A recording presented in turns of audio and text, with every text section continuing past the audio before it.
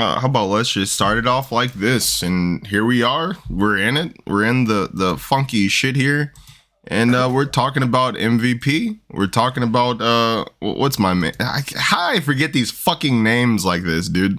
It's ridiculous. Help me out here, please.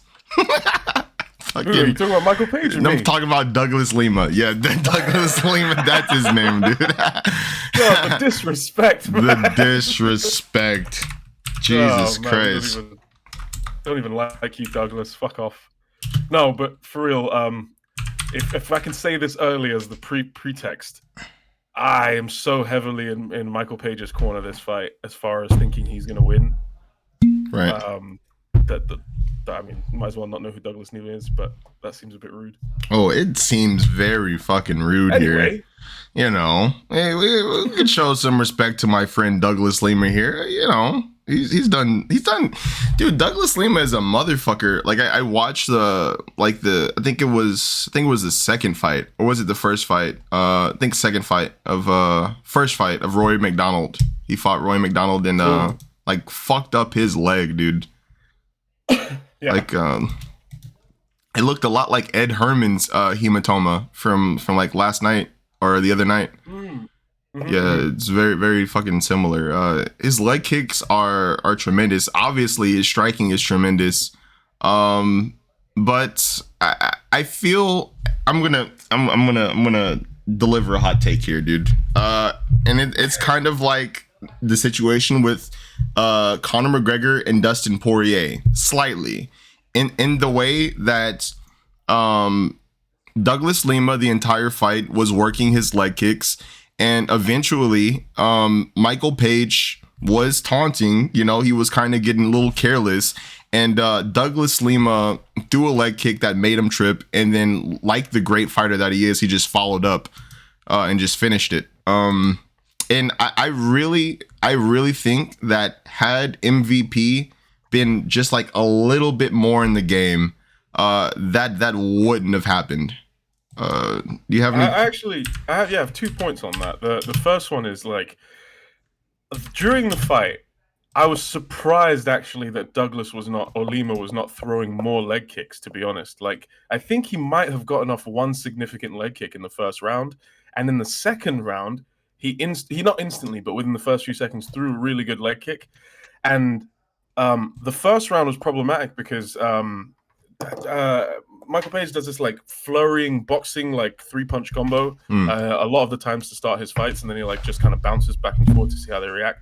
And he did that.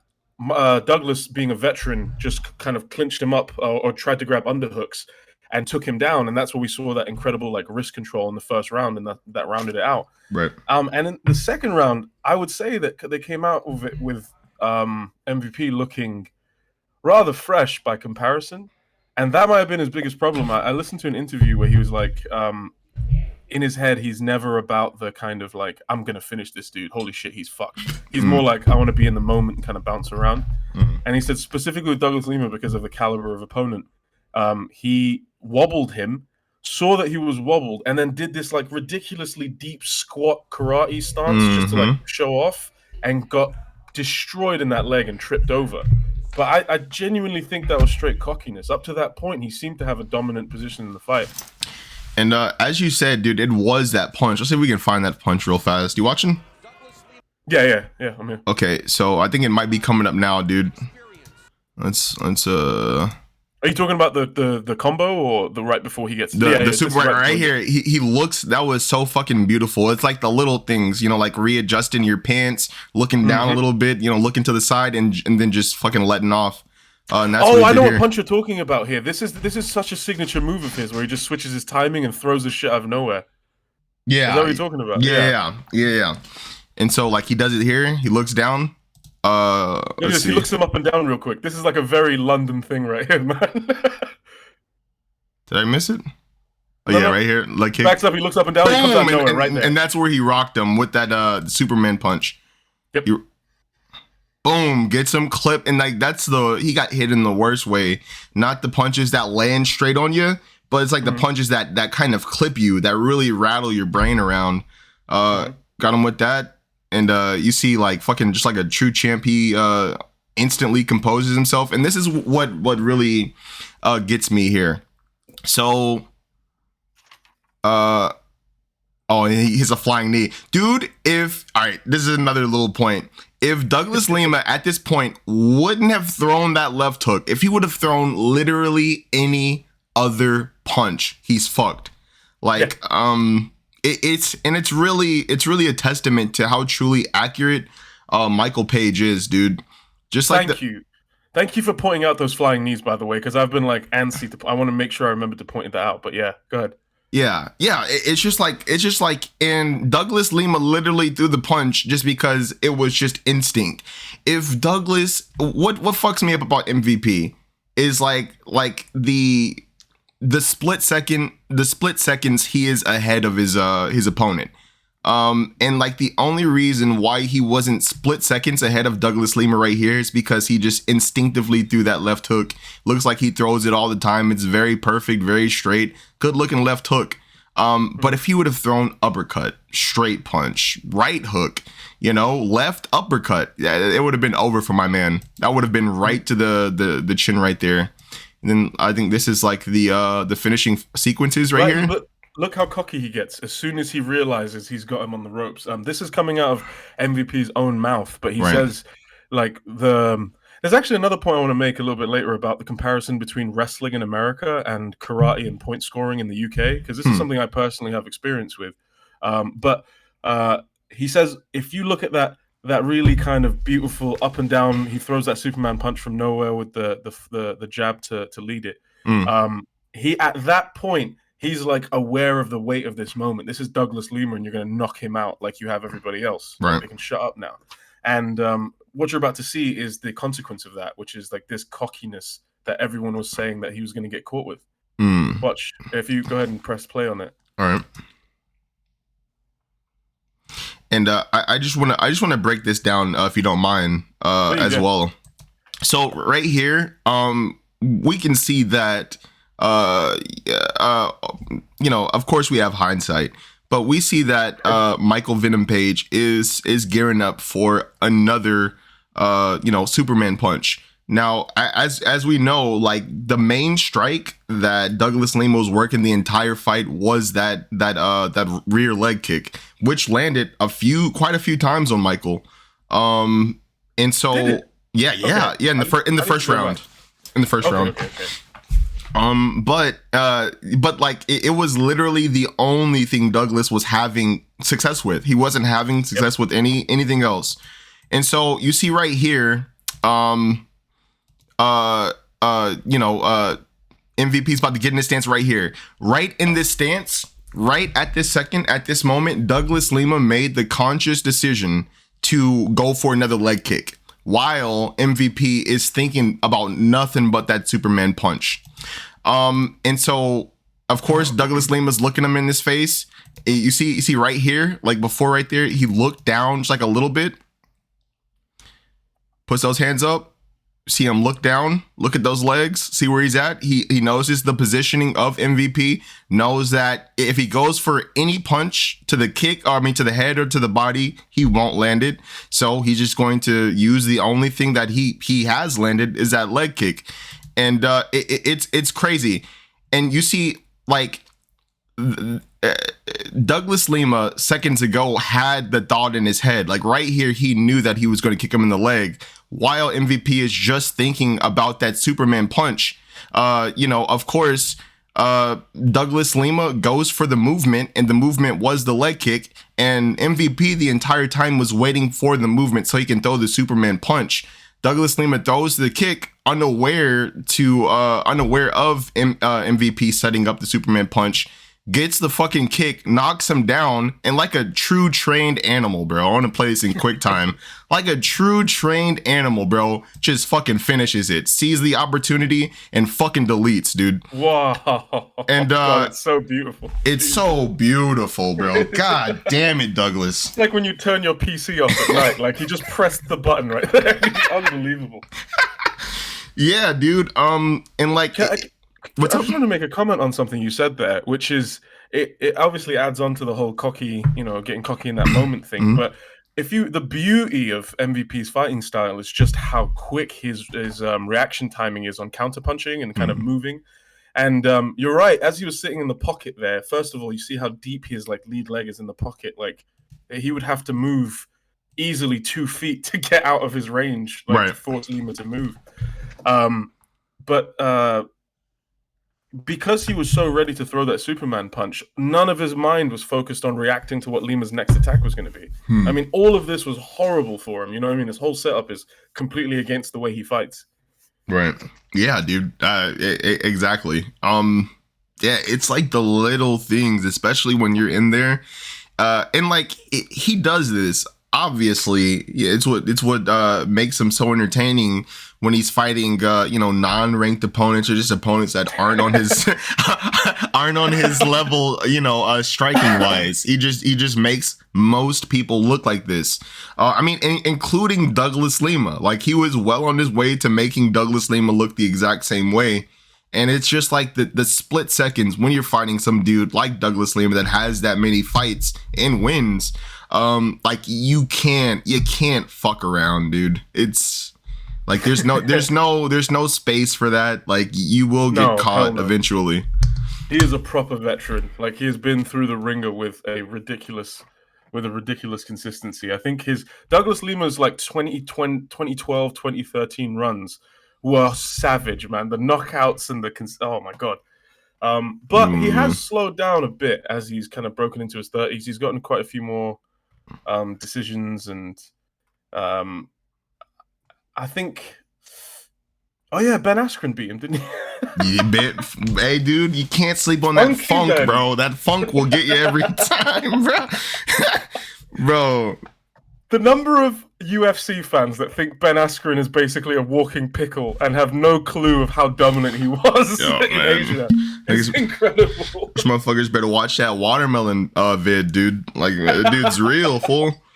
If only he could do that with Robbie Lawler's head, yeah. Yeah, dude. Like, and like he beat. It's not just that he was like so dominant and beat like a lot of people. It's like he beat Dan Hornbuckle, fucking Lyman Good, Nick Thompson, Jay Heron, Douglas Lima.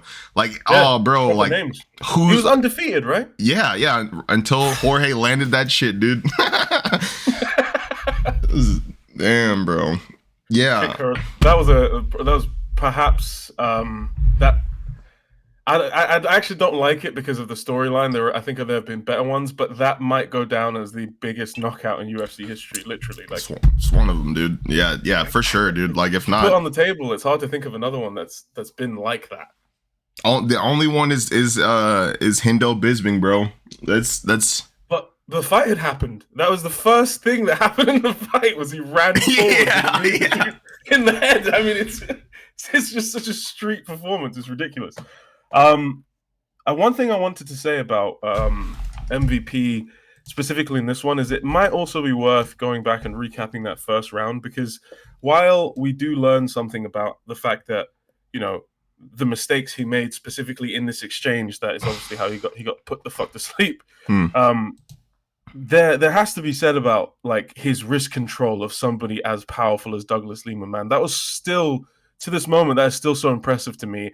And it has to be like mentally breaking for Douglas Lima that, he's got top mount on somebody and he just can't get his arms free. Like all of his strength out of his shoulders being negated by that really, really dominant wrist control.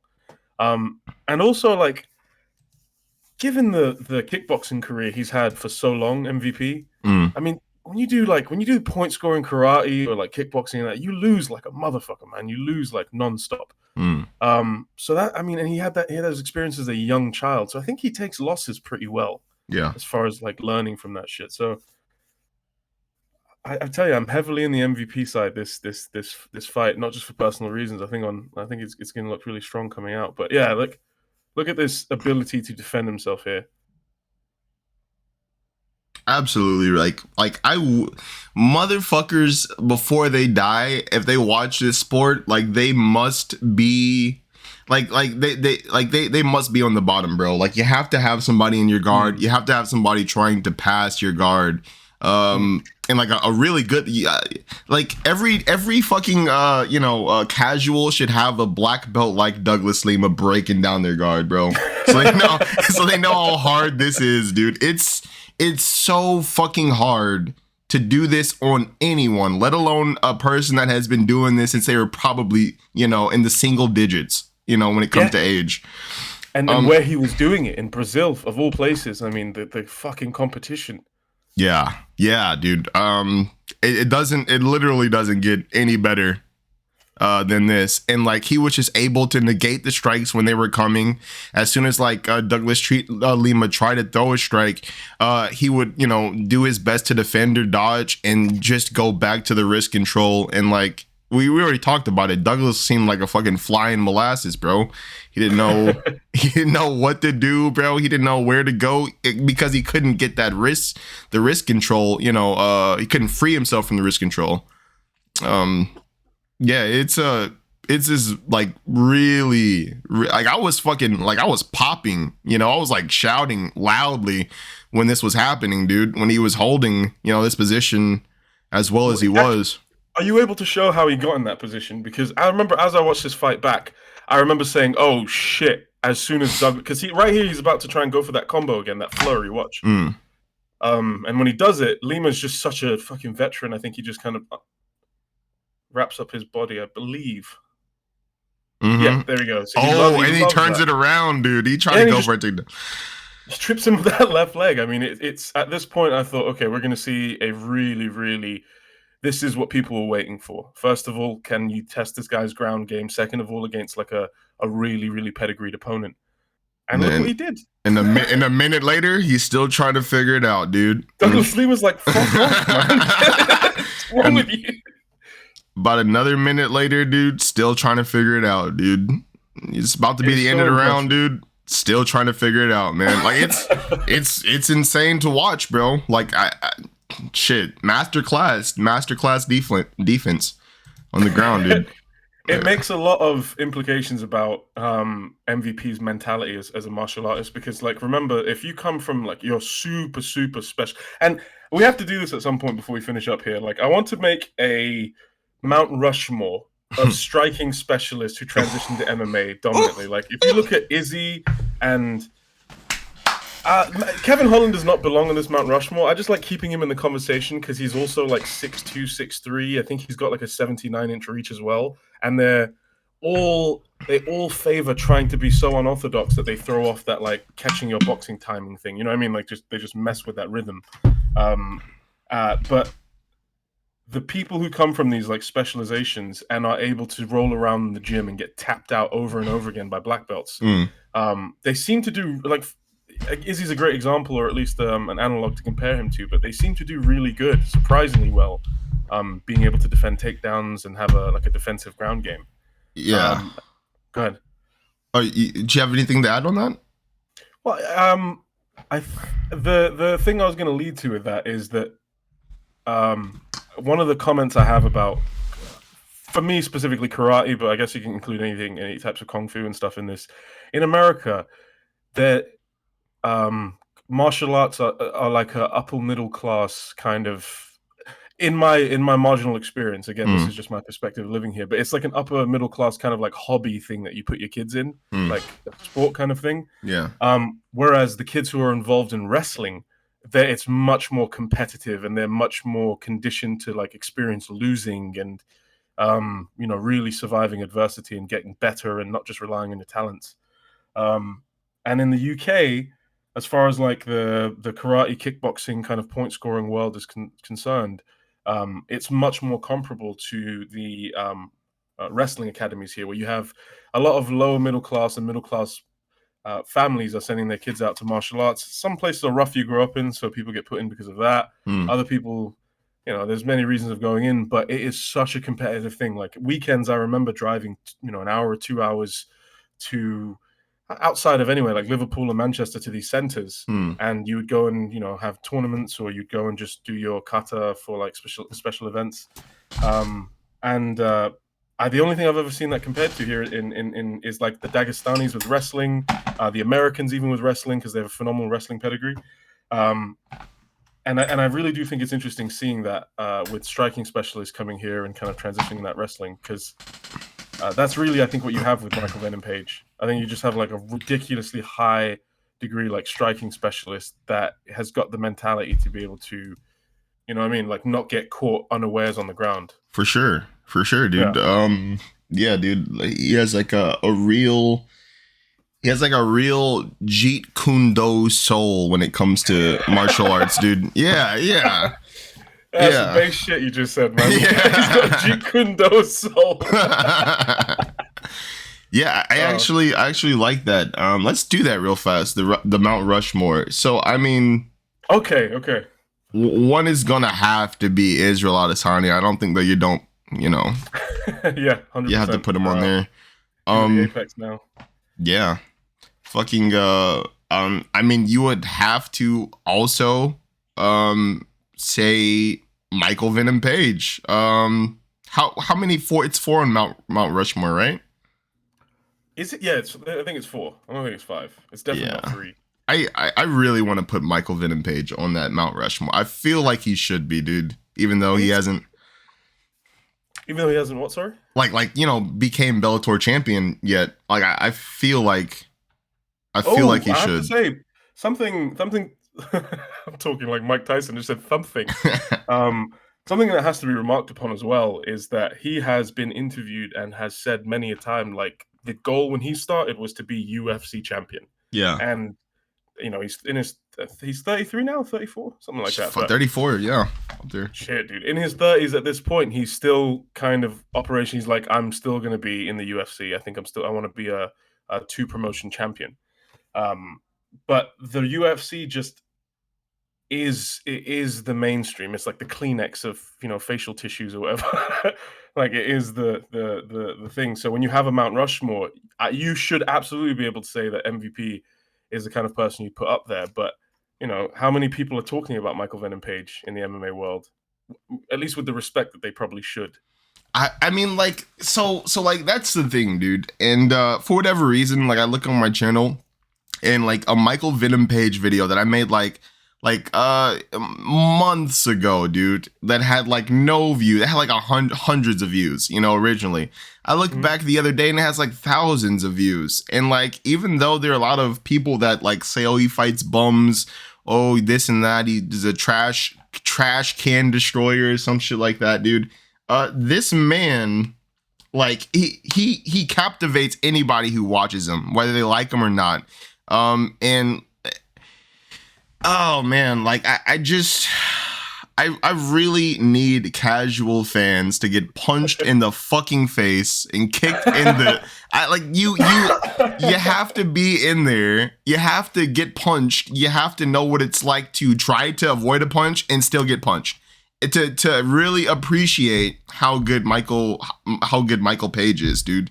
And even though people will shit talk him and say that he fights bums, they still love this man, whether it's conscious or subconscious. Like there's something about this guy that just keeps people coming watching his fights. Yeah, dude.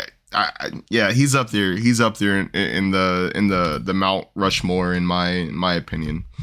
I think there's something interesting as well. Like when the reputation is developed, like somebody I think is really fair to compare MVP's sort of reputation to is Sugar Sean, because they're built on these dynamic stand-up styles and like this very entertaining one-punch knockout thing, but or walk-off knockout thing.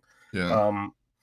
But the regular criticism is, well, he's fighting tin cans and they're just the worst possible opponents. No one's ranked. But how many ranked opponents do you think have had that fight put upon them when they've actually passed it up? So what MVP or what Sugar Sean or what have you are left with is whatever they can get because they need to pay some bills. Yeah. And that becomes part of their legacy. And people are like, well, you're choosing to this and that. And I think that a lot of it is what you say, like it's fair weather fans or quote unquote casuals. Yeah. That go in and say everyone's got to be like Conor McGregor, but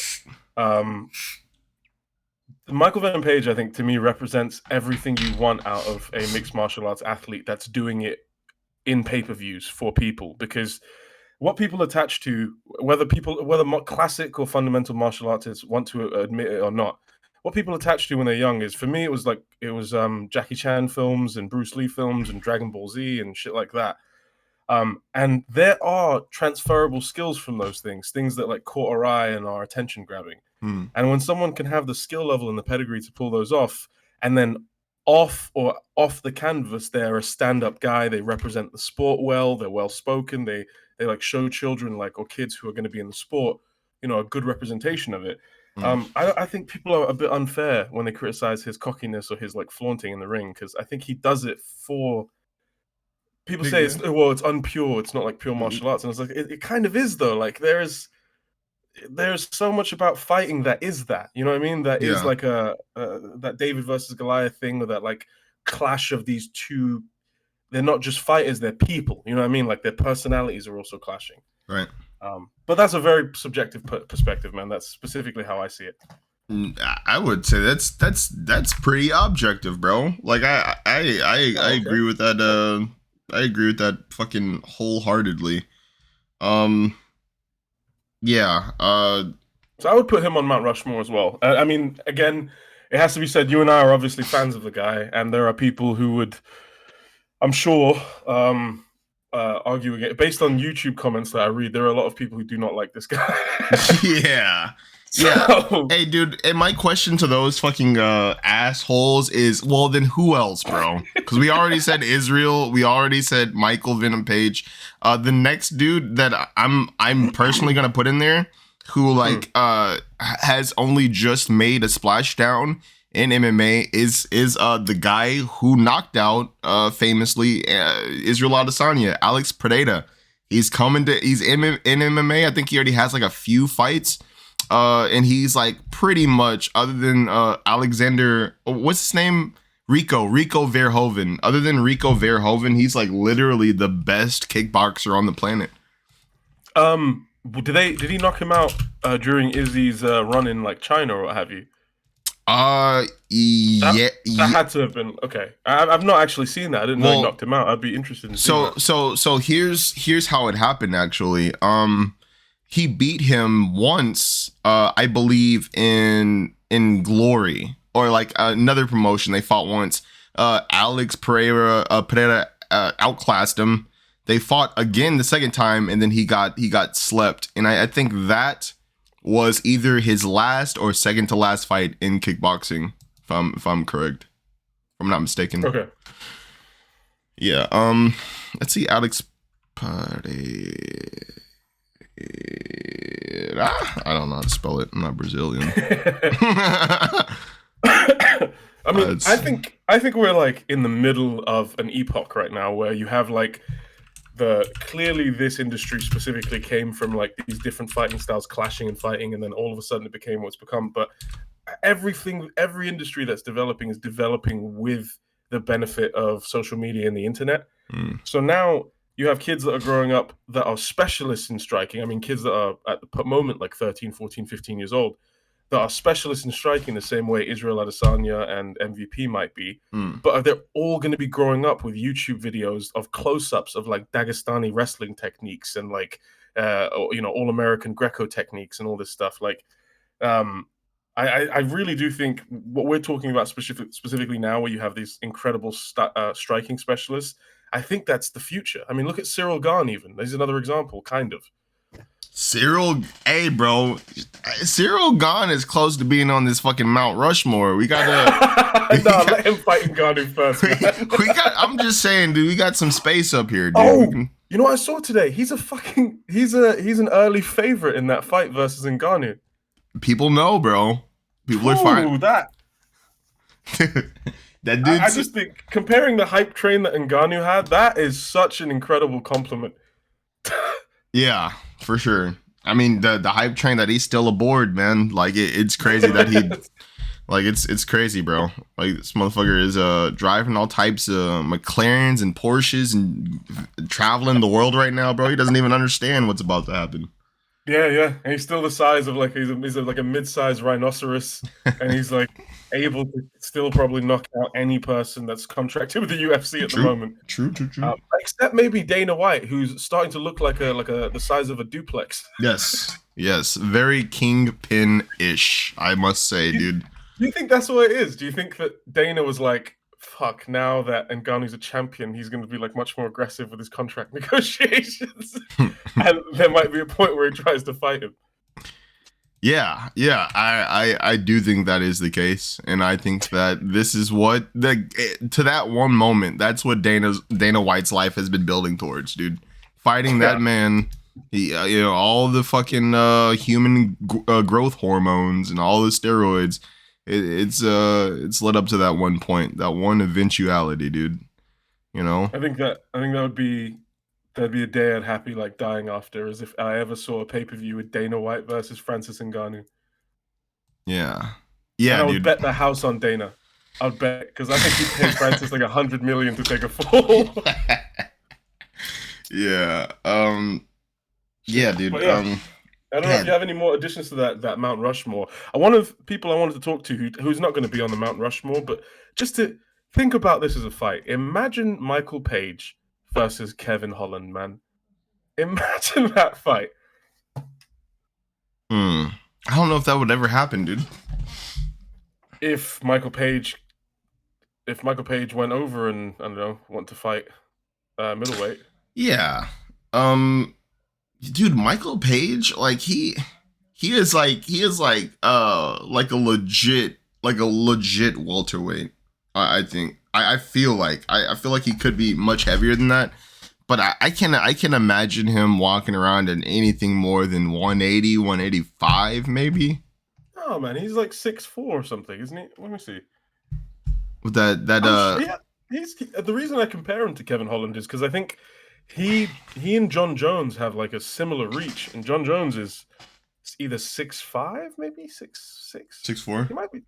Shit, they're about the same height as MVP. Yeah, like Jon Jones is fighting a weight class, I guess now 2 weight classes up. So MVP walks around light, and I think that's what attributes, like, his cardio is also tremendous. You know, second and third round, he's still bobbing around like a I shouldn't say monkey, that's racist. No, I mean I get it, you know. Bobbing around like a kangaroo. Yeah. No. But I think based on the trash talking alone, Kevin Holland versus Michael Page would be one of the most exciting fights ever, man. Because Kevin Holland might not be the best fighter by any means, or close to it in the UFC, but he is also one of the most entertaining fighters in the UFC, without a doubt. Yeah, for sure, dude. And like, I feel that MMA, or like the UFC rather, is in MMA, the whole sport is like, it's starting to get to that point, like where the fighters, since it's like a 2-man sport, I guess, like the fighters 2-woman sport, 2-person sport, the fighters are gonna have to bring that personality aspect out of it. And like, I always like to bring up, fighters that have like a good like wrestling style promo, dude, like Conor McGregor, Chael Sonnen, or fucking Colby Covington.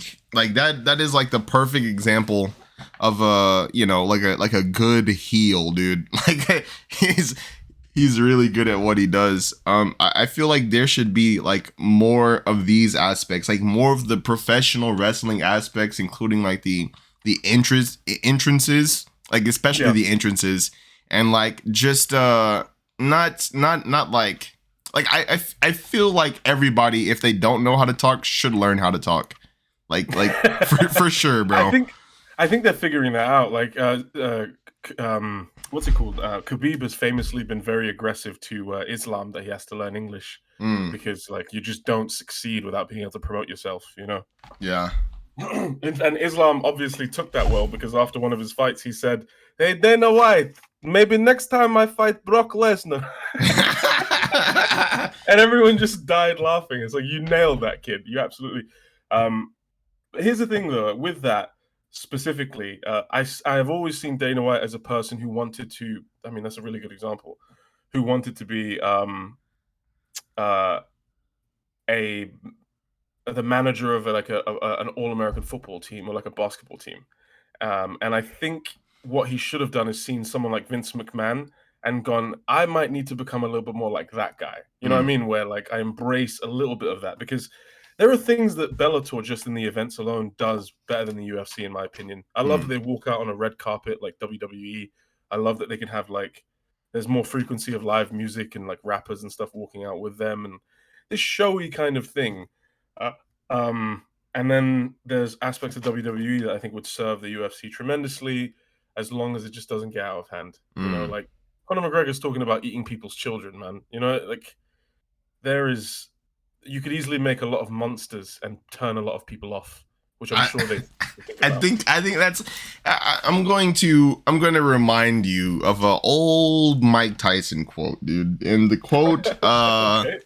was, "I'm going to F you until you love me, F word, dude." I gotta tell you, bro, that's still one of the greatest fucking lines of all time, bro. We gotta watch this shit. Have you seen that? Have you seen Mike Tyson? I have to think it was you now, but I remember we were in a call one time with a bunch of people. We were watching this clip, and there is one lonely old white man that is he's like a needle in the haystack of large black men. And he's just like in the middle there trying to figure out what's going on. It's amazing. Dude, the moment Mike Tyson says, "I'm going to fuck you until you love me, F word," like the look that this old white man gives him, it's just like, it's so much disgust, so much confusion. Like at that moment, you could tell that the old white man just wanted to ask why. Like, why would you? What type of life have you lived, Mike Tyson? Where you would like disappointed.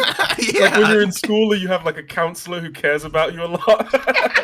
And they're just like, Michael, come on, Michael. We've talked about this. Oh, dude, he didn't look mad. He looked disappointed, dude. That's the worst thing. That's what you don't want. It's just the presence of that one guy there. I think is amazing. Oh, they made it a beat. That's fantastic. Yes. Dude, that's how you know motherfucker is mad, dude. I would eat your asshole alive, you bit. Do you hear what you're saying, Mike? You know? No, for real. If you ever have like a friend that's about to get in a fight and they're saying stuff that's sus as fuck and they don't care, that is like, you're like, oh, you're really angry. You're not even aware of what you're saying. But when you're talking about this as far as promotion is concerned, why, as long as you have two fighters that go in the octagon or the ring or what have you, and they perform a pure representation of martial arts or wrestling, there's no cheating, there's no foul play, there's respect when they're there, because that's MVP is always very respectful as a fighter. Why is this bad? Why is it bad to have this level of energy, to have these like the things you can pull these promotions from that make the storylines so captivating? You know what I mean? Yeah.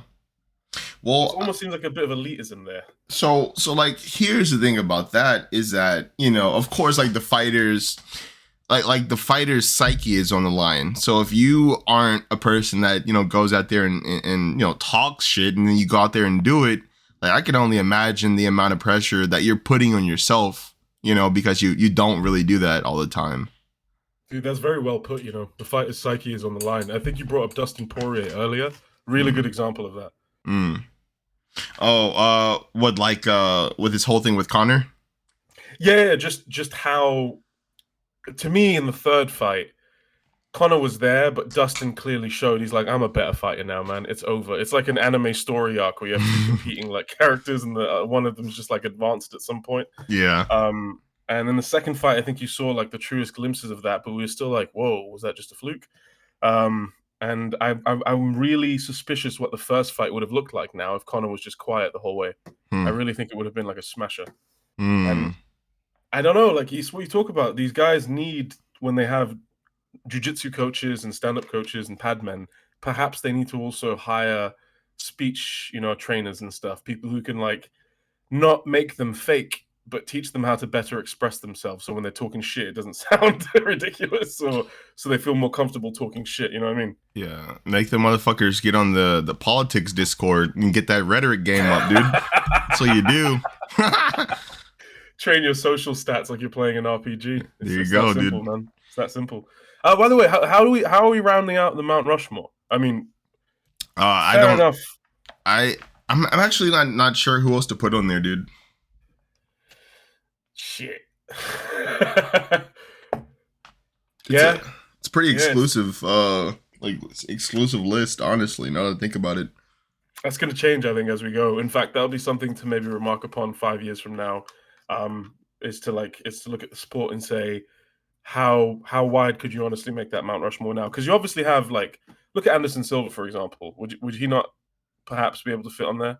Well, he didn't start off in a striking discipline, I don't think, or maybe I think he might have started off in Muay Thai, but like he was never really known for kickboxing. Yeah, that's true. And like when you compare people like Michael Bisping, who are famously, like, they've been doing martial arts for super long, Michael Bisping never ever like possessed that level of dominance and just sheer like you got 10-7 rounds coming out of these dudes. Like, it's ridiculous. Bro, I don't know. Boss. We might. Yeah, I don't like. All right, Boss has to go on this list, bro. Like, what was Boss doing before he fought, dude? Like, I feel like he has to. I feel like he was moving furniture, man. Yeah.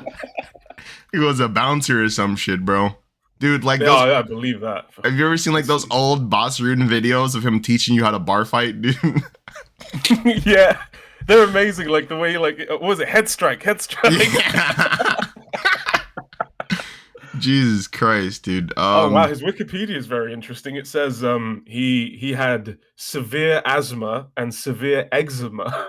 Jeez. He was bullied on a daily basis as a child. He started boxing in the backyard of an elementary school friend, and then started martial arts at 12. Jeez. Because of Enter the Dragon by Bruce Lee. Man, Boss is so likable. Even his story is likable. Yeah. I mean, dude, like, look at this fucking record for a second, bro. Like, this is quite ridiculous for his time, dude. But you're right, though. He's not really in that category, because it specifically here says he got into kickboxing at the age of 20. You know what I mean? He's not really... It's not like... What's Stephen Thompson, who's been, like, competing in that 3-point scoring shit since he was a child as well. Yeah, bro. Ooh, that'd be a good fight. Stephen Thompson and MVP? That would, yeah. I always say that Stephen Thompson is like the white version of MVP. Like, he doesn't like do the basketball moves, but he just like he's still the same guy. You know, like that. You got like 1/50th of the swagger, man. Yeah, of course the swag isn't gonna be all there, but like the point karate style, it definitely is. Not to the extent of MVP where he's like knocking dudes out all the time, but like Stephen Thompson, he's like he uses like it's the point karate style that has, you know, done him this much of a service this far. Can I present those three people as like a continuum? For like look at Stephen Thompson as the most fundamental, like clinical version of that point striking that we see like in the mainstream at the moment. And I would say that Izzy is not a point striker. It doesn't do that per se. He's obviously kickboxing, Muay Thai kind of thing. But Izzy's striking, whereas Stephen Thompson's striking comes straight from the karate stance. It's very fast, obviously, but it is just textbook. Izzy's striking is a perfect blend to me between MVP's and Stephen Thompson's, where Izzy doesn't use as much energy bouncing up and down and like feinting and kind of doing all these different things. He just has that ridiculously explosive, those jabs that hook out of nowhere, the uppercuts. Whereas to me, the thing about MVP that's incredible is he almost has a disproportionately high amount of swag that influences technique. Yeah. And it's successful. Like, that's fucking crazy. Like that, the thing we watched with Douglas Lima, where he just looked him up and down and then threw that Superman punch 1-2. I mean, that's no black belt who's training a student's going to be happy seeing that. That's going to get you kicked like out of the gym. So like that is a very interesting point. And like, dude, we haven't talked any about Douglas Lima. I have only just realized. I've only just realized we haven't said word one about Douglas. Oh, we talked about him a bit. He is a veteran, and you have to put some respect on his name for sure. That is true. But yeah. So like, there is like this tendency in like gyms. Oh fuck! It's telling me to free up some fucking space here. Am I still recording? I'm gonna free up some space real fast. Just imagine hearing Lard smashing in the background. You're like, I'm gonna free up some space. But god damn, bro. All right, so yeah, there's like this tendency for trainers to want to have their fighters or the people that is training or that are training under them to take their personality out of the equation. Like there's a lot of like robotic teaching, you know, teaching people to like throw punches or like hooks and jabs a certain way. And if it's not quite what the trainer wants to see, the trainer will say, no, not that way. And like that does nothing but hinders the person that is training, because, you know, they're not allowed to put their personality in their, you know, their style, their fight style. That's another reason why dudes like Michael Page make all of these other dudes that have been taught like that, the, you know, the mechanic or the robotic styles of striking, you know, that's why he makes those guys look like they do, you know, because they have never truly encountered another person that actually puts their personality in their fight style, and that's what fucks them up a lot of the times. Bro, I 100% agree with that. The thing, the specific thing you said about as far as like the way that in gyms that it's taught and in dojos that like they transfer that knowledge. A lot of these martial arts come from an era where like these nations were training their soldiers with this shit as well. You know what I mean? Right. So like all of the old school books or what have you are all about discipline and specifically respecting the art and this and that. However, this is physical combat.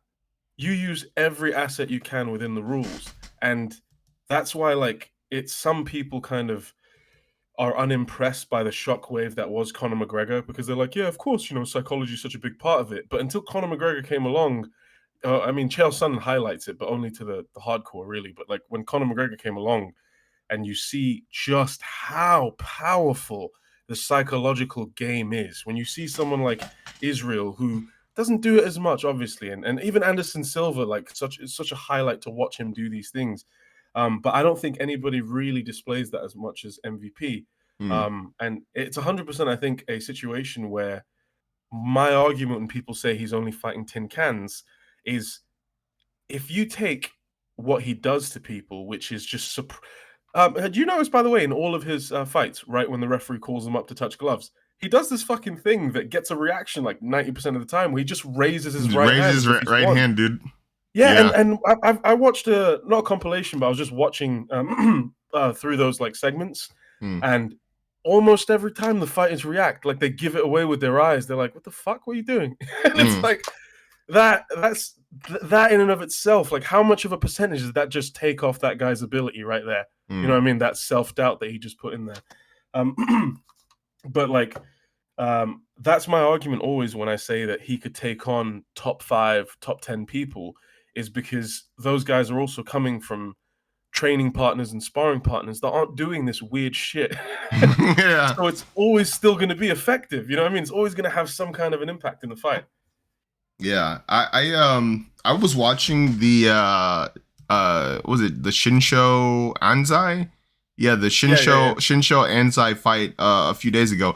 Michael Venom Page like legitimately lands like 15 flying knees to this grown ass man's head, dude. And he's just not able to get away from the shit, dude. And it's like the Japanese fans are just being so respectful. You can tell they really want to like go for Shinsho, but like they can't, bro, because he just keeps getting these fucking ridiculous flying knees to his face. I feel like we're gonna see one, dude. He was like throwing flying knees like jabs, bro. It was like there's no way we don't see a flying knee in the next 5 minutes. You right there, right back. Bro, he was right on time. This nigga was throwing flying knees like it was the absolute thing to do, bro. Like it's. I I need to bring a point about his flying knees, though. Can you go back to that one real quick? Just 5 seconds back. He's doing it while backing up. He has so much like control while going backwards really fast, which for someone his length is terrifying, man. He could just throw flying kicks at you. He moves how you feel like Slender Man should move, bro. You know? Look at that. Woof. Sets it up right off that last fucking step back. That is retarded, dude. You gotta play that back again. Yeah, that is just so incredible. The movement. Oof. Look at that. He's gliding right now. Oh, bro.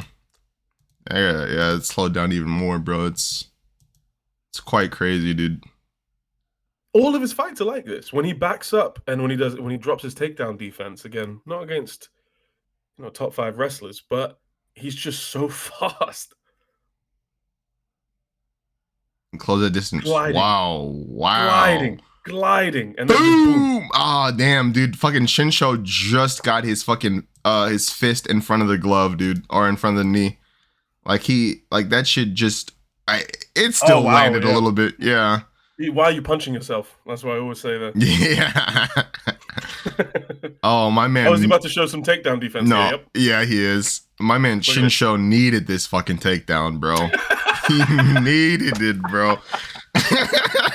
He's holding onto that leg like it's a firstborn. Look at him.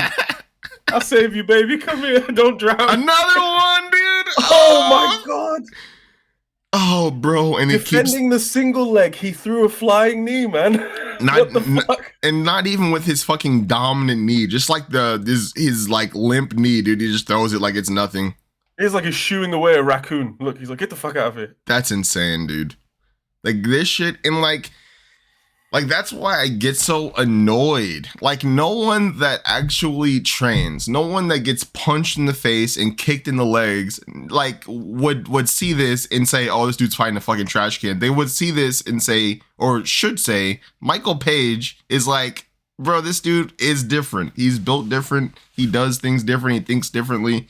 He actually incorporates his personality and his style. It's like, I don't know, bro. He hits all of the boxes, checks all the boxes rather, dude.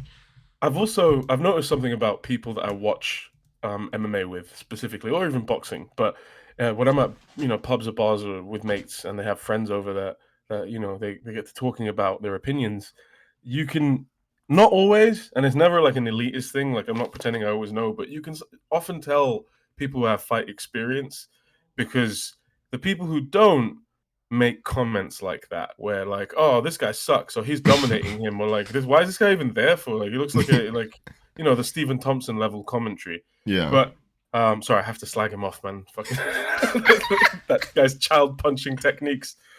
But the reality of it is, I think you could watch this fight and in your mind imagine that he was shadow boxing. All of his jumping knees, all of his techniques, they're so sharp. His feints are so well controlled. He can pop out of any position while he's feinting, and still have that same speed and accuracy. Like that is gonna be present in front of whoever.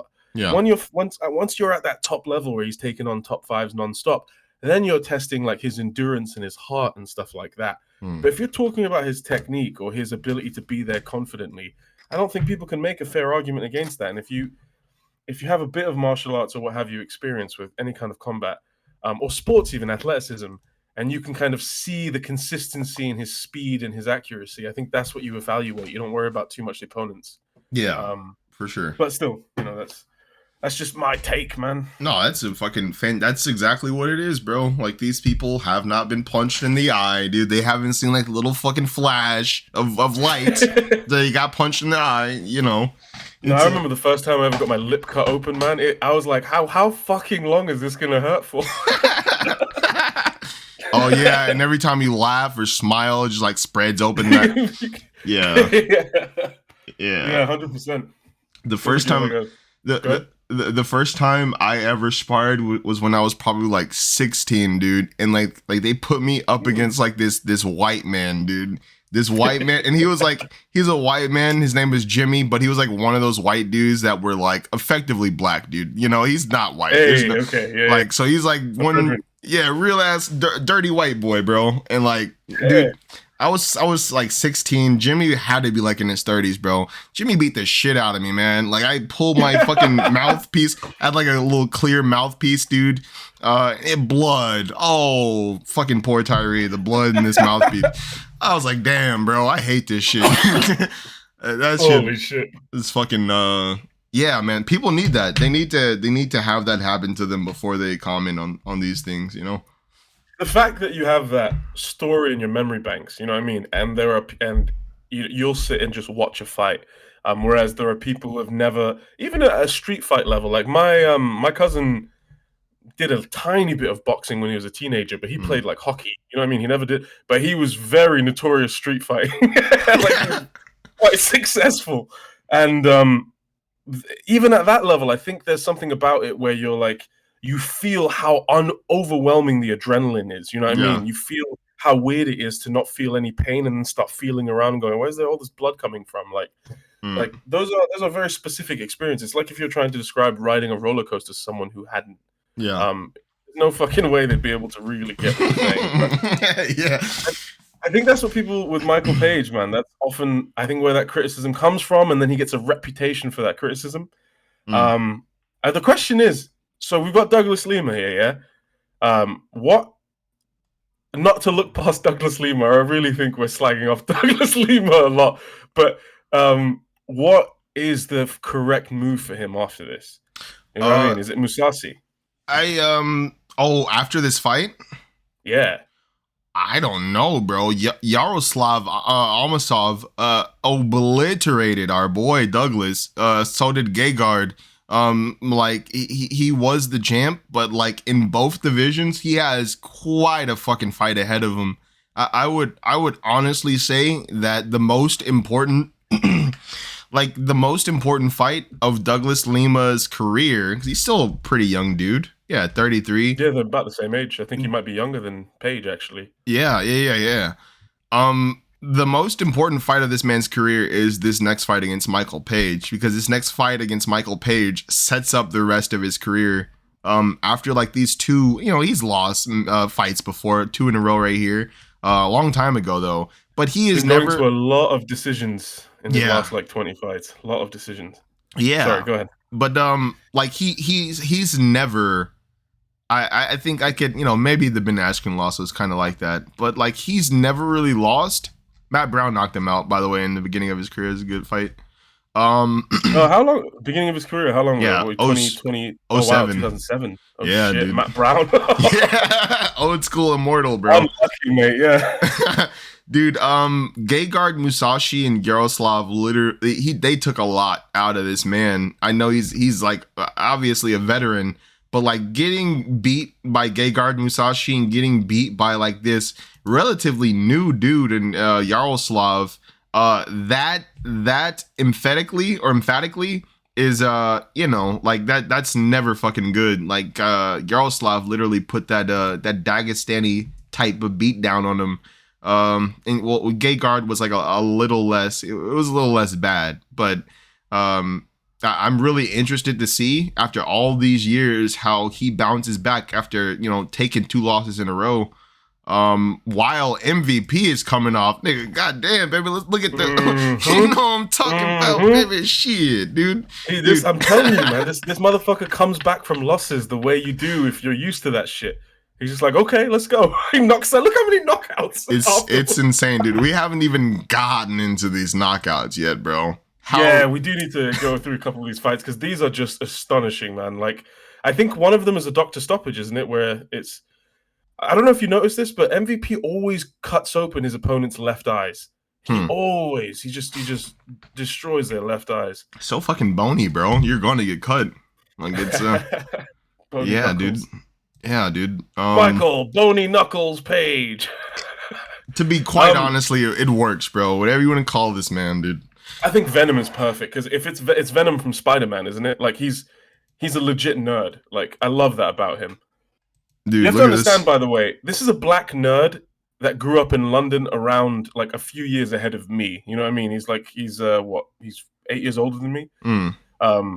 And that like that gives me so much, like the area he grew up in, that gives me so much respect for him, man. Because if you go to secondary school and you're like a tall, lanky black kid that's like, yeah, I'm into Dragon Ball Z, you know what I mean? Like you're gonna have a tough time, like. And I think if I'm aware, both of his parents are martial arts instructors. They teach a type of kung fu, I think, which is why he's like so early indoctrinated into it. But 5 years fucking old, bro. Really that old? Yeah, geez. That's insanity, bro.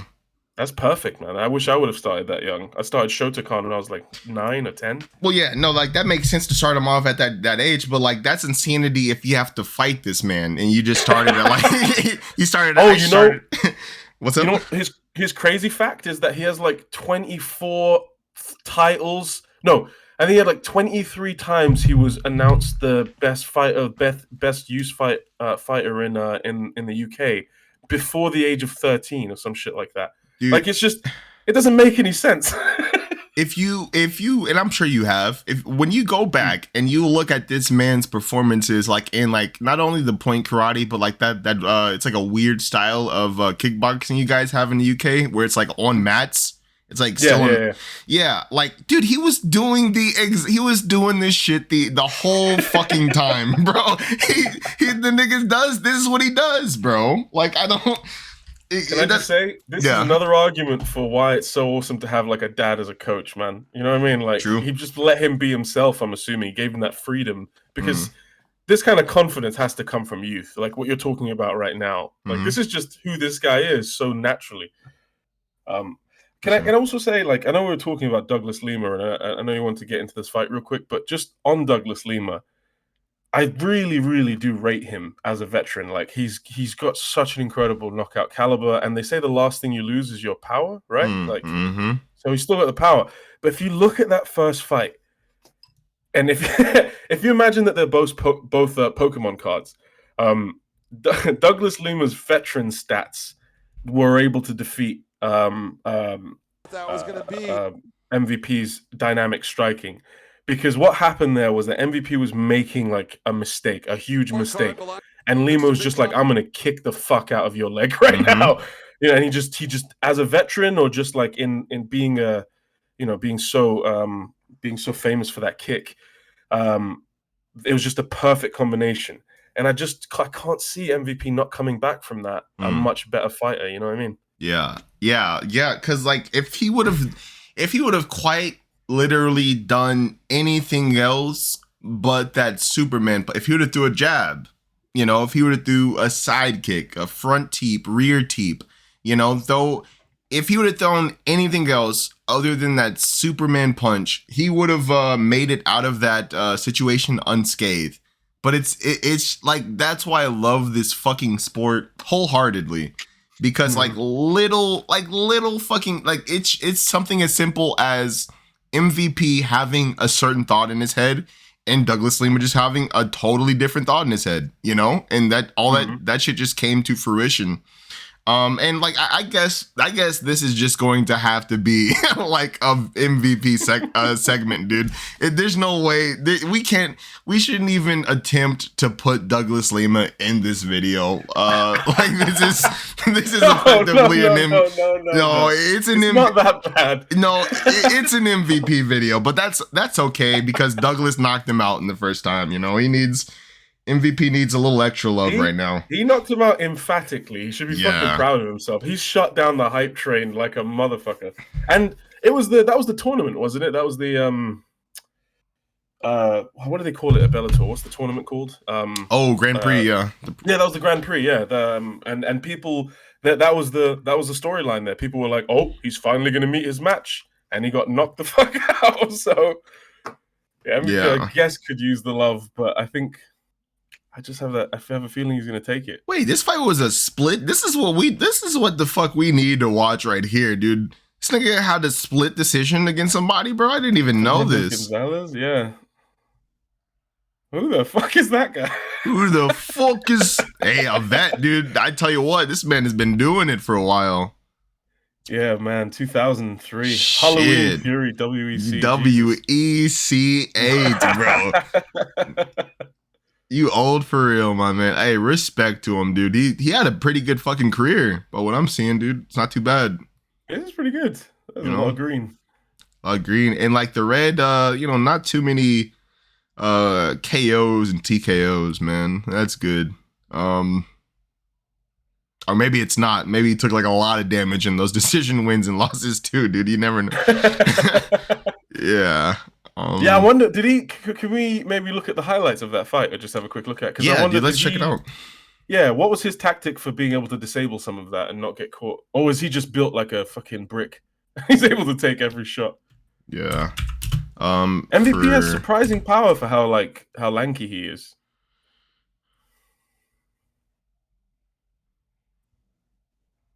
Is it response to? Oh wait, he responded.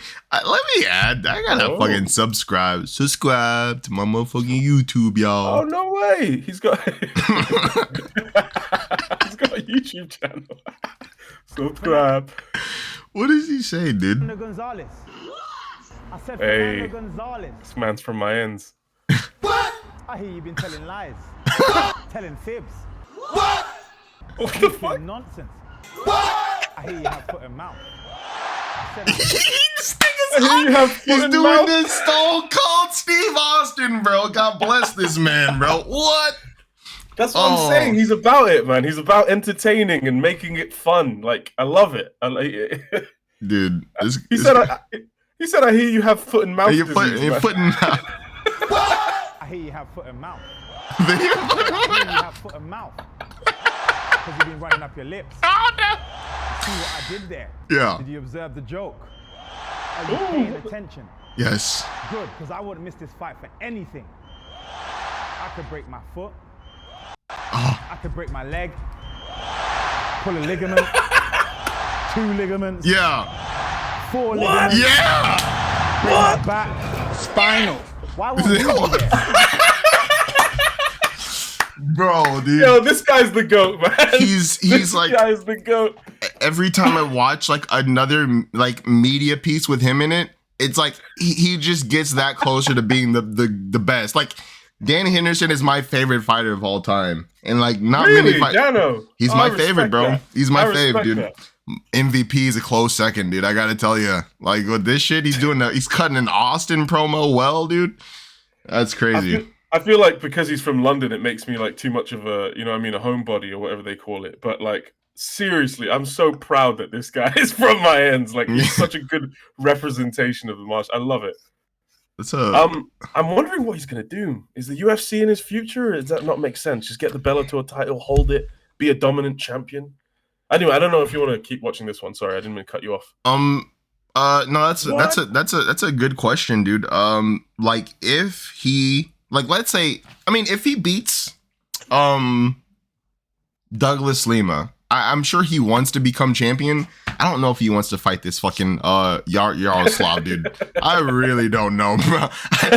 Michael, hey, I tell you what, pal, you have some good ground game. You have a good bottom. This nigga's from Ukraine, dude. That's some whole other shit, dude. You need to know. Yo, this man fucking, he's like Nico Bellic. I was born in a war. This means nothing to me, He's a fucking monster, bro. Look at this shit. He's literally Khabib Nurmagomedov in Bellator, dude. So, how did you, with one quote, just make me want to play all of GTA 4 again? Right, just with that, I just want to play all of that game again. It was so good. I have been through a war. This means nothing to me while he's like murdering someone. Yeah. Look at that, 10 submissions, man. 30% of his finishes. Damn, bro. I got to tell you, man. It's not. And dude, you want to talk about confidence?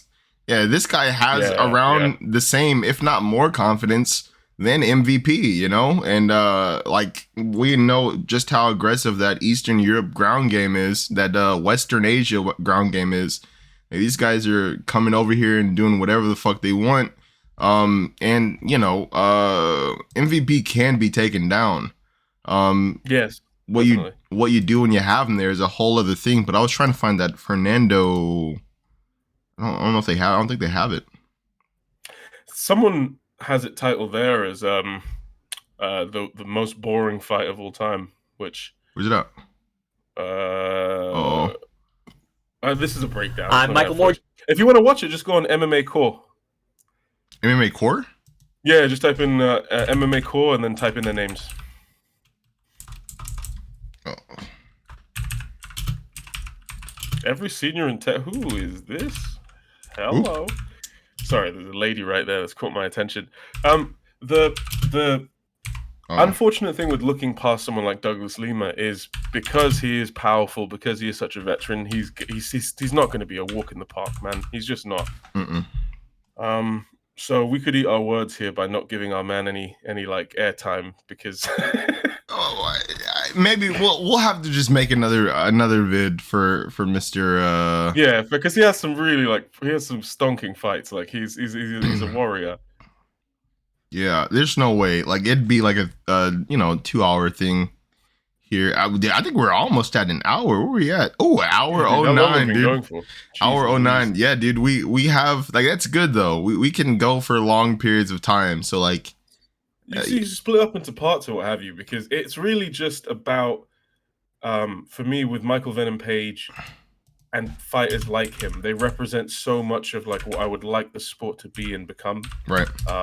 Because look at his glove touches gloves every time. Never disrespectful in that way. He just celebrates his wins as if he's an anime character, and that's all right. It's not like he's slagging off people's families or what have you. And again, I just want to comment on the baby of UFC, Conor, talking about eating people's children and that he's happy that certain people's dads are dead. That's fucking crazy, man. The baby. Yeah, well, dude, I wish people would have caught on to the fact that Conor McGregor is cringe a long time ago. But unfortunately, dude, they just didn't. Like, when did I find out this nigga was cringe, bro? I can't. Like, what was the moment for you? When were you like, I'm done? Okay, so this was the moment, dude. He says like before the Floyd Mayweather fight that yeah, I bet you didn't know that I had some black in me too. Yeah, I'm black from the waist down, dude. I was like, okay, bro. That Jesus moment got memed a lot. That is very true, my friend. Yeah. I remember how hard I cringed at that. And my man had that. It was beautiful, bro. I could never wear something like this, but like that fur coat, bro. He was shirtless with a fur coat on. Shirtless with a fur. God bless him, bro. Jesus. God bless that Conor McGregor, but like, yeah, like that's when Conor officially became kind of cringe, dude. Hey, fuck. Hey, you know what? Also like when I also figured out that he was cringe when or at least like his fan base was cringe was when he said fuck the Mayweathers, and like literally they kept making meme after like TikTok videos saying fuck the Mayweathers, knowing goddamn well this man isn't gonna beat Floyd Mayweather, bro. It's fucking crazy. Yeah, the people who wholeheartedly said Conor McGregor's gonna knock out Floyd Mayweather. I remember laughing with my cousin about that for a long time, man. It was the degree of confidence that casuals have to think that was going to happen. Dude, I'm so sorry. I'm seeing here that Michael won 29-28 for rounds 1 and 3, but it was a 27-30 for round. Oh, nigga. I'm sorry. Go on MMA Core. Yeah. But you have to look a specific way. You have to like go back and then type in like full fight, or just go to the videos tab, and it might have it. Like the videos down. Oh no, back. Sorry, the videos tab in the search engine. So go back to DuckDuckGo. Okay. Yeah, and then hit the videos tab right there, right below. Oh. And then where are we? It's all YouTube. What the hell is YouTube? What the fuck? All right, I guess DuckDuckGo is not about that life. No. I prefer DuckDuckGo, but whenever I look it up on Google, it's definitely on the website. MMA Core has literally every fight. I didn't know that. Yeah, I love using them when I can't find ones. Here, let me grab it real quick and send you a link.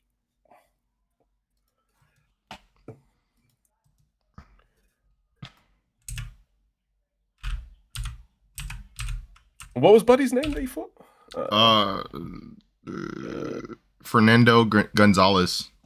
Okay. Yeah, that's I can't imagine someone 30 and 27ing him like that. What the fuck? It's very interesting, dude.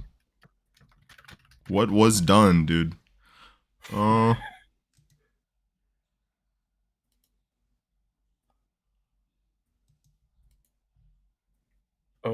this is a fight announcement. This is the weigh-in. Yo, what is this? Have you identified a video that is not real? What's going on?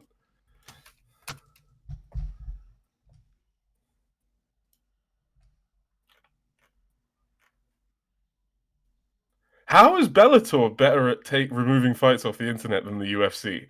that doesn't seem real. Cause they have it all on YouTube for everybody to watch. You don't have to go. Yeah, they have a lot of their fights on YouTube actually. Bellator. Yeah, Bellator's really, really awesome about that. From what I've seen so far. Yeah, they do have a lot of different fights though, bro. Like old fights too. MMA Core's got I think I've watched every. They have prelims and early prelims as well. Stuff you can't get if you just look up the pay-per-views. Hey, I'm gonna be right back. I'm gonna use the bathroom real fast. Yeah, please go for it. I'm gonna look up this fight if I can. All right. Do you want me to chat to myself about Douglas Lima and how pitiful? Well, I guess he's gone anyway. This is where I can leave subliminal messages for Tyree. And I guess I could convince him to PayPal me money. Tyree. I don't think that's how this works, actually. I think he has to be sleeping, so... Speaking of sleeping, good question would be if Douglas Lima will be getting slept, because that's an entirely different question. While you might still have the power while you age, that chin definitely gets tested by all those decisions that he was taken to. And I think that is obviously something that's important to keep in consideration. Cannot find this fight, which is embarrassing. Why?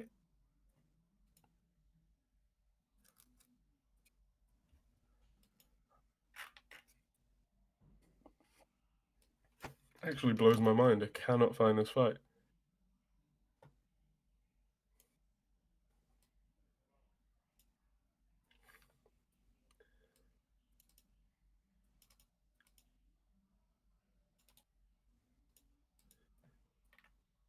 Dana White needs to show up to a masterclass put on by Bellator how to take these fights down from the internet, because usually MMA Core TV has everything that I have searched up before.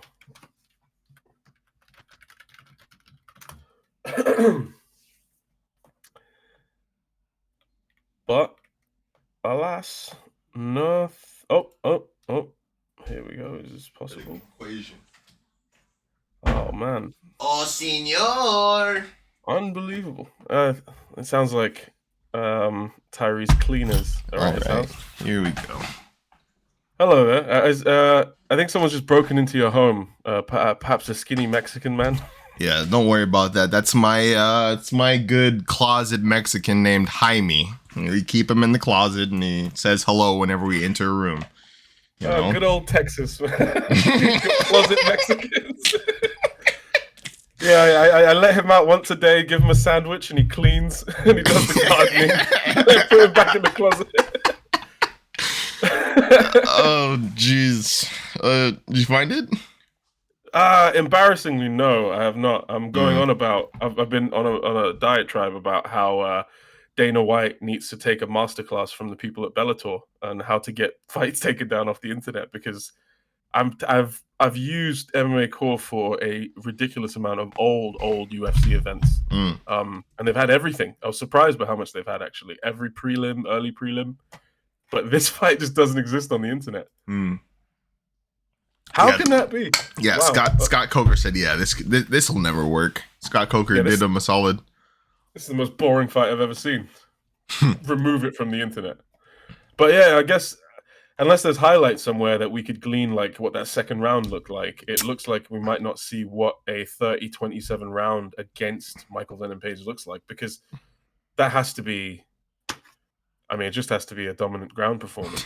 Well, I don't know. This dude, for me, something definitely seemed wrong. I thought maybe he got injured against the cage or maybe a bit gassed in the third. Not the usual performance. Gonzalez is also responsible for the boredom factor, as he seemed disinterested for the most part. Not sure if this equates to a blueprint or just a bad day at the office. I guess time will tell, dude. Well, Matt Jones, to answer your question, it was just a bad day at the flipping office because he has knocked the fuck out of so many people after this fight. This nigga says, why do you put MVP's picture in your thumbnail? Why don't you put your own burrowing face into the thumbnail? Do you want to disguise people into watching your video? I think that's an accurate inference of his accent too. His name is Ritupan Hazarika. Yeah. I like how He's he says. from. Huh? He's from where? I was gonna say he's from Dagestan. He has to be. I believe it, dude. Let's see here. Yeah. Oh, that's what's his face? We got Masvidal. I'm Michael Moore Jr. and I'm Jose Masvidal right there. That's actually like, I like the way he spelled the video right here. Video. Like, it makes sense, right? VDO, yeah. Video. Yeah, VDO. Yeah. That might be the new wave, man. We should start doing that. Yeah. Yeah, dude. What do you think about this guy? What do you think about this guy's phenotype here? I think if I ever saw his neck, and I don't think there's a thing this man could be carrying on his person that would make me scared of him if this neck was visible. If he didn't have a turtleneck on or a scarf, I could see his neck. I don't think I'd ever be intimidated by this man. Oh, yeah. That makes a lot of sense, dude. I think I'd probably have to agree with you. I'm sorry. I was gonna say, it looks like if you put a watermelon on a stack of like a Jenga. But that's very rude. I'm being a bigot now, but based on his looks. You can say you put a fucking watermelon on the Jenga long ways, head ass, dude. Oh my goodness. Sorry, mate. Sorry. What's his name? The Fight Geek. The Fight Geek. Hey, dude, shout out. I'm gonna sub. What if he's like a jiu-jitsu black belt and he's one of those scrawny donnies who like just choke you out? That's how them niggas look, bro. They look for just real, like man. They have that like they have that slender man strength. Like they're skinny as fuck, but they squeeze you, and you're just like, what the fuck is happening? It's ridiculous, bro. Like I've recently, like the last time I went back and like did a little bit of training, like I was rolling a bit and like there was this Mexican kid. Obviously, I think he either wants to be a professional MMA fighter or he either just wants to do a lot of like no-gi championships or whatever the fuck. But like the dude was fucking good, bro. Like it is ridiculous. Like taking that long, like taking like years off and like hopping right back into it and trying to perform like you would have like years ago. Like, bro, it's just fucking unreal, dude. Fucking. So I was gonna say ask Connor about that, but I mean, I think he has other problems as well.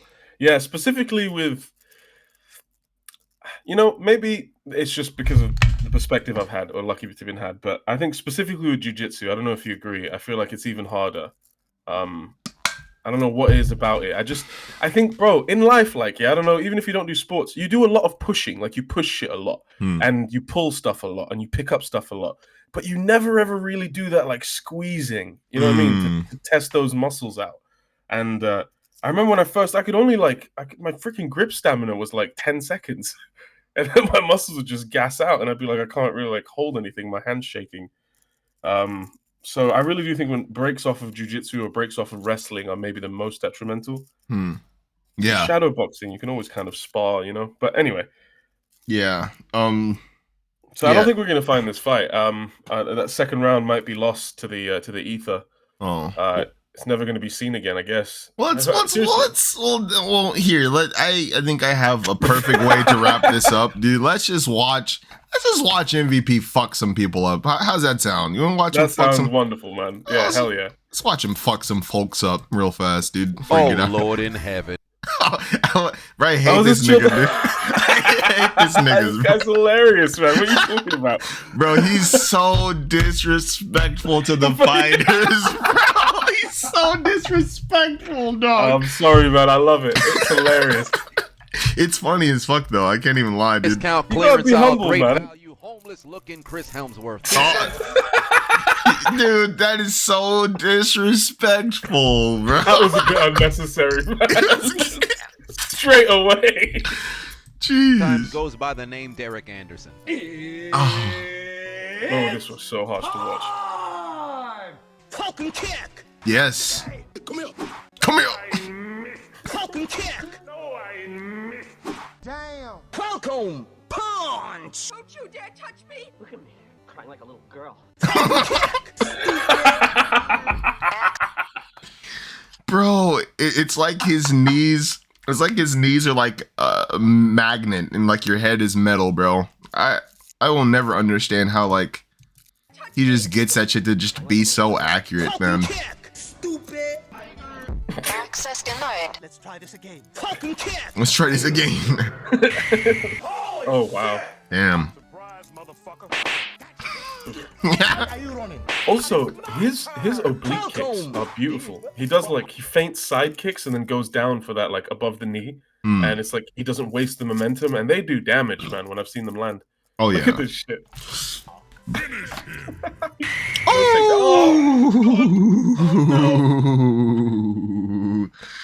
No, Jeez. rock up, man. Dude, It's finished. when I saw this fight for a second, I was like, damn, he hit him with the sweet chin music, and like they ran it back slow, and I was like, damn, this nigga threw a lead fucking roundhouse that quick, bro. Wow. That's straight karate fundamentals, man. Or kickboxing fundamentals. Oh. Do it again. What the fuck? You gotta be quicker than that. Can't with this guy. Gone, cuz. End of round one. What happened? Oh, God, my nose. I think I broke my nose. What happened? Ah, my man was trying so hard to be Anderson, bro. You're not. Keep your fucking head. Bro, if you're not Michael Venom Page, and you know when you're not Michael Venom Page, right? Then keep your hands up. You know, like what the fuck are you doing, bro? Oh, that's true as well. Like, is he the? I mean, Anderson Silva's a huge one, but is he one of the most successful, like, with his guard down fighters ever? Yeah. You know what I mean? Like, I've never seen anybody this successful with their guard this low all the time. Hey, dude, Bobby Green. We saw Bobby Green against Rafael Fiziev the other day, dude. Yeah. His head movement is like it's a lot more legit than I thought it was, and seeing him like weave most of what Rafael threw, like I think, damn, bro, his head movement's pretty goddamn good. He kept his hands down the entire fight. Those first two rounds were hella impressive. I remember the whole time it was like, wow. Isn't Bobby Green also clocking like 36 now? He's up there, bro. Or 37? Oh, Like- was he the guy that was 40? I don't think so. Oh, no, But there no, was no, one he's not fighter who was 40. like 40. He's like That was 35. Ed Herman, I think. Yeah, 40. Yeah. 34. Yeah, he's up 34, there. same ages. Wow. Yeah. But yeah, he was really impressive with the head movement, and his hands were low the whole time. Very true. It's just the 79-inch reach advantage, you know what I mean, with those low hands. It's ridiculous. Yeah. No, I'll do it, bro. Especially with the way he like comes forward, like in like fucking a millisecond, bro. He's like already in your face. It's fucking it's crazy. Oh, let's see. What's up? I don't know what Lima could have done or adjusted that would like the first fight with him in there, or their first fight. Again, I think the first round it was Michael Venom Page's game. It was completely his game. He was striking the way he wanted to. I think he was taking leg kicks. He was, but I didn't think it was that many. Oh, Knock Page. this guy out. Yeah, I didn't think he was taking that many leg kicks in the first round. I remember the second round he had two really significant leg kicks. Who is this? Malilo? Knocked him out in the first round, man. Jeez. 1 minute and 47. Damn, there it is. Right overhand, dude. And that's another slow mo. Yeah, dude. And that's another thing is like his hands are just as dangerous, bro. Like he doesn't look like very much. This man will fucking one hit quit you, like just like that, dude. There's something to that, man. The fact that we were talking about his stats and they're so similar to Jon Jones's and Adesanya's, but he seems to carry less weight, and yet he's still got that one punch knockout. Yeah, that's crazy. Yeah, and like you really don't see those guys like knocking people down, or, like putting people out of commission like he does. Like not even Israel. No. You know, even Israel's knockout of Costa was probably his cleanest of like a really. No, the when he rocked Whitaker, that was a good one as well. But his knockdown of Costa wasn't necessarily the cleanest punches. I feel like Michael Venom Page's knockouts, like his walk-offs or his like knockdown to TKO. It's so clean, man. The contact is ridiculous. Which one are you thinking about? The tornado kick, bro, of course. That was his first fight. No, it wasn't. Was that his first fight? I think that was his first fight in Bellator, yeah. Bro. In Bellator. Like 2012. No, yeah, that wasn't his first fight ever. Yeah. Oh, no, are we talking about Israel or are we talking about MVP? MVP. Yeah, I think that was his first fight. Go down to... It was that was his first fight, bro. Bro. And he just stood there like a fucking DBZ villain, just looking out of them. And motherfuckers will look you in your eyes and say that he fights like, bro, he's been doing this shit this entire time since he was 5 years old. He made the kids look like this too. Fucking broke their noses. All the children. Goddamn, bro. I do feel like we both appreciate MVP quite a bit, dude. We went on an hour and 30 minutes solid alone on MVP. I'm so sorry, Douglas. Dude, I don't even know him. I'm not even really like an objective fan, but I feel like I've betrayed Douglas Lima a little bit. Because here is the thing. We might, to people who are not fans of MVPs or people who really dislike his style, we might sound like fanboys. That's fair. But I will tell you, man, like there was a period where I was a fan of Conor McGregor's, and I feel like there's a certain level of objectivity you can have with yourself. Because like if MVP is doing shit in the fight with his mechanics, with his fluidity that is starting to waver, I'm always gonna call that out. You know what I mean? For me, I'm just like overjoyed that this person is real and he's successful in the way that he is. And he also happens to be entertaining and a really humble, like honestly good dude who comes from like, he comes from like good parents and he like represents the sport well when he's not in the ring. Right. And when he's in the ring, he's entertaining as fuck. Like, I think he's nailing all of the checkpoints.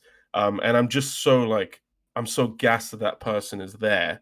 But if he starts fucking up, I'm gonna call it out like it is. You know what I mean? True. As will I. I fucking called out that stupid taunting shit he was doing that got him knocked out. You know? Yeah. But like at the same time, people have to understand. If they don't understand, if you think he's a bum, you think he's this, you think he's that, and you haven't fucking been punched in the face, you haven't been kicked in the solar plexus, if you haven't had like these injuries or had like these moments where you've actually put yourself out there and failed miserably, then like you shouldn't talk about this, man. Like if anything, you should appreciate him and like what he's making this sport. It's people like MVP that are going to lay out the blueprints for the next generation.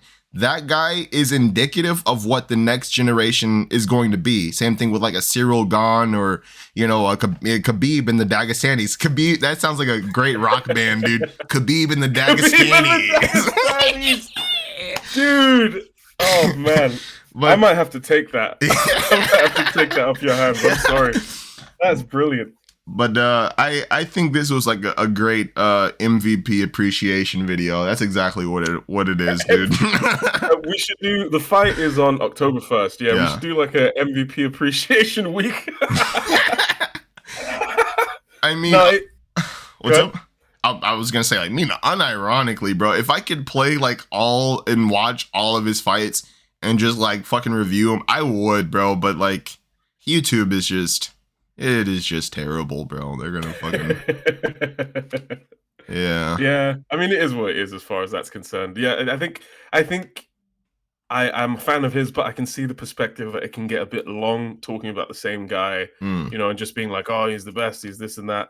And to be fair, we are critical of the places where he's been cocky, but that's off of him being critical of himself. Right. I don't know if maybe you want to preview the card at some point as opposed to, you know, doing a Douglas Lima appreciation like an episode thingamajig. We can do some Douglas Lima appreciation, dude. He has like quite a you know, quite a big highlight reel.